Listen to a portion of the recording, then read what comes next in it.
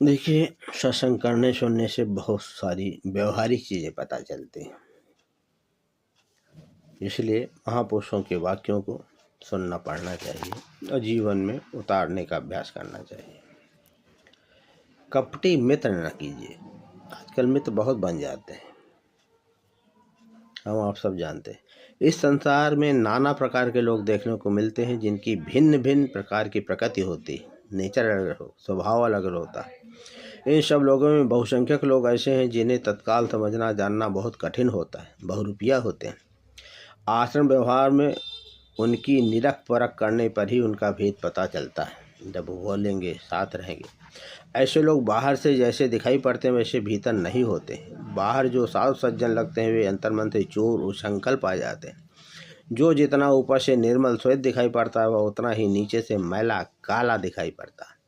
जो दूर से सुमंद्र फूल के समान जान पड़ते, पास आने पे सूल चुभते हैं, कांटा की तरह लगते हैं। पर कुछ हित का दावा करने वाले उपदेशक लोग हैं जो कि आचरण से खोखले भ्रष्ट साबित होते हैं।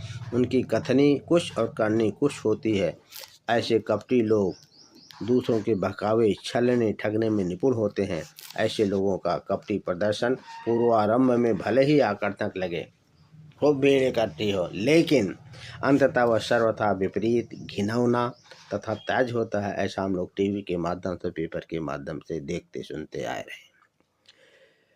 ऐसे लोगों का साथ जानबूझ करके छोड़ देना चाहिए, समय वहाँ बर्बाद नहीं करना चाहिए। क्योंकि विकासोन्मुख जीवन में कपट का कोई स्थान नहीं।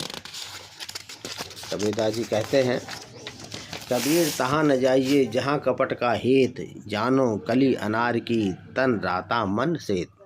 कबीर साहब कहते हैं, हे मनुष्य, वहाँ मत जाओ जहाँ कपट का प्रेम हो। उस प्रेम प्रदर्शन को ऐसे समझो जैसे अनार की कली जो ऊपर भाग से लाल भीतर से सफ़ेद होती है। वैसे ही कपटी लोगों के मुंह पर प्रेम का लालित्य होता है और भीतर कपट की सफ़ेदी पुती रहती, जैसे चूना की तरह। कबीर तहाँ न जाइए जहाँ न चोखा चीत, पर फूटा अवगुण घना मुहरे ऊपर मीत।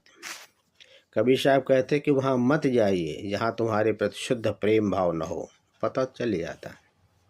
कुछ लोग जाते रहते हैं खुश करने के लिए कि बड़े आदमी है, फलाना है, ढमाका, उनको खुश है बस, लेकिन अंदर से कपटी रहते हैं।